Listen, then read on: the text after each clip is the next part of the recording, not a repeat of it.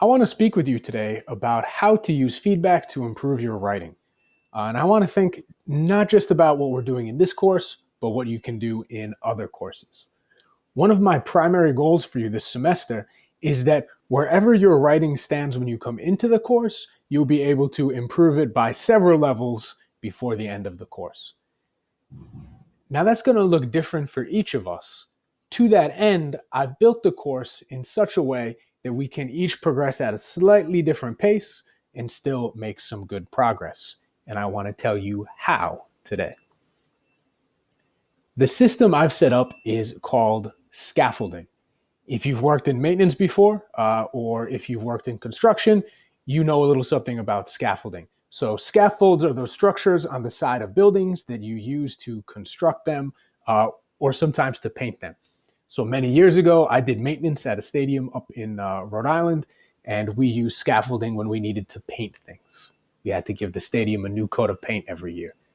In the context of the classroom, a scaffold is a structure that I create to help students progress step by step through a process. So you can imagine multiple levels in a scaffold that I'm going to set up to help you build your own writing structure. And we know that students do better when they have scaffolding and when they have multiple opportunities to get feedback on projects. So in this course, you're always going to have opportunities for feedback. Every major assignment in here, every major essay that you're going to write will have one or more pre-writing assignments. And these pre-writing assignments are how I build that scaffold for you, how I help you move step by step. Each pre-writing assignment will be a little different. We'll use a variety of them. You'll see some examples over here. Sometimes you'll do an outline, a draft. I might ask you to write one or two paragraphs of your essay and then meet with me to discuss them. We might do some discussions. We might have a conference. It might take the form of a workshop with a draft. But everything you do in here is going to have multiple steps. And it's critical that you not only complete all those steps, but that you use the feedback you get along the way to improve your writing. If you do that, you're going to see tremendous gains in your writing skills this semester. If you don't do that, you might find you stagnate a little bit. So let's talk a little bit about how you can make use of that feedback. I'm going to give you 5 suggestions that I think will help you. So, first suggestion, I want you to read with an open mind. When you're looking at my feedback, when you're looking at feedback from your peers, it can be a little off-putting sometimes. I have this experience too. When I've submitted an article or a piece of writing, God, especially if it's a poem, and I get feedback from an editor and they say, I don't like the word choice. Can we move this around? You don't need this paragraph at all. I feel hurt. I'm often pissed off. I think you don't understand my vision. You don't know what I'm trying to do here. But I have to very consciously shut that off. I have to think, okay, they see something I don't. They're outside of the writing process. I'm inside of it. So I need to take what they have to say seriously. To help with that, I like to read the feedback and then set it aside, usually for a day, sometimes 2 days. And then when I come back, I've processed that. I don't feel at all upset or defensive. I come back and then I look at what the suggestions are and I write down usually 2 or 3 things that I want to work on. I can do that if I'm revising something. I'll write down the 2 or 3 things I want to fix and then I'll fix them.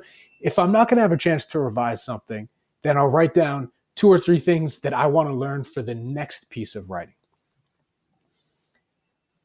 So what you then want to do is make sure when you sit down to make revisions or to work on the next step or even the next assignment, review those 2 or 3 things. Make sure they're fresh in your mind and then consciously try to improve on those things in that next piece of writing. After you've done that, after you've looked over your outline, written down feedback, decided on what 2 or 3 things you want to change, and started to make those changes, once you have that next step complete, look at that list again and make sure that you actually did those 2 or 3 things you said you were going to do. So, last point. If you have questions, if you have points of confusion when you're reading the feedback I gave you, what I want you to do is reach out to me. So this is something a lot of times we don't do as students that we always do as professional writers. If an editor asks me to change something, I always follow up with them. Why do you want me to change that? Do you have some suggestions for how I change that? What if we change it like this? What if we do this? You can do the same thing. So you may look at my feedback or what your peers say, and you may think, oh, perfect, I know exactly what you want me to do. Got it. Or you might think, I don't really get this at all. If you don't know, or if you want to talk through things, make sure you reach out to me. You can reach me by email, you can call me, you can come to my office hours, you can set up a conference. But make sure that if you have any questions about the feedback I've given you or your peers have given you, you talk through that feedback with me. Because that's going to help you improve for this assignment, but it's also going to help you become a better writer. I hope these suggestions will help you as you make use of feedback this semester. If you have any questions, email, call, office hours, conference. Thanks for watching.